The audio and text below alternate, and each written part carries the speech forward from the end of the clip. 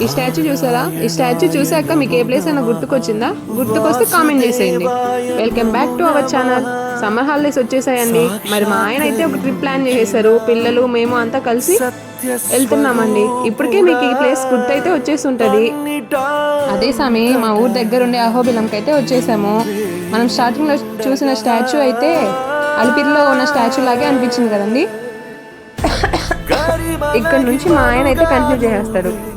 ఇప్పుడే మా ఆవిడికి విక్స్ బిల్ ఇచ్చాను. విక్స్ బిల్ తీసుకోండి, కిచ్ పోగొట్టండి. ఇదిగోండి మన లక్ష్మీ నరసింహస్వామి భక్త ప్రహ్లాదుడు నమస్కరిస్తున్నారు చూడండి.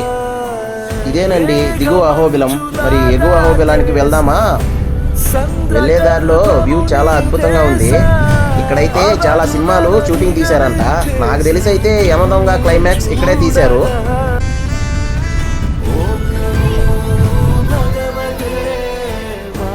ఎగువ అహోబిలానికి అయితే వచ్చేసాము. ఇక్కడ శనివారం రోజు అయితే 1/2 కిలోమీటర్ల దూరంలోనే కార్లు బైకులు అన్నీ ఆపేస్తారు. అక్కడి నుంచి అయితే ఆటోలు ఉంటాయి పైకి వెళ్ళేదానికి. మేమైతే కారుగా అక్కడే పార్క్ చేసి నడిచి వెళ్దామని ప్లాన్లో ఉన్నాము. కొంచెం దూరం వెళ్ళిన తర్వాత ఇక్కడ నడవడం మా వల్ల కాక ఆటో అయితే ఎక్కేసాము. మొత్తానికైతే అద్భుతంగా వ్యూ ఉంది.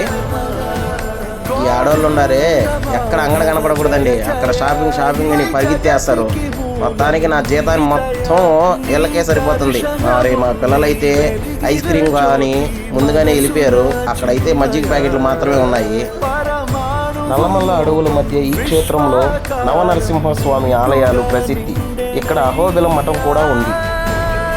పురాణాల ప్రకారం హిరణ్యకశిపుడు తన కొడుకు అయినటువంటి ప్రహ్లాదుని సంహరించడానికి ప్రయత్నించినప్పుడు విష్ణుమూర్తి ఒక స్తంభం నుండి ఉగ్ర నరసింహస్వామిగా అవతరించాడు.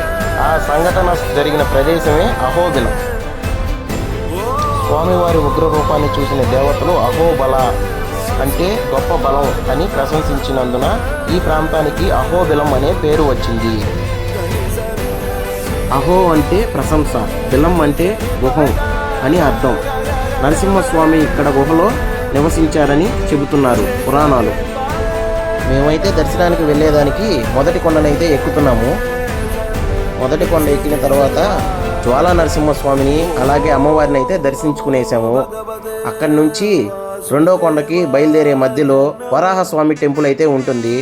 అక్కడ వరాహస్వామి టెంపుల్ని అయితే దర్శనం అయితే చేసుకున్నాము. మరీ ఇంకా పెద్దవాళ్ళు ఉండటంతో ఇంకా మిగతా కొండలు ఎక్కలేకపోయాము. అంతటితో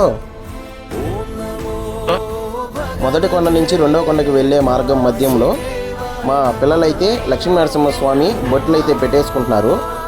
మాకైతే దర్శనం చాలా అద్భుతంగా జరిగింది. ఈ అహోబిల క్షేత్రం చూడదగ్గ ప్రదేశం.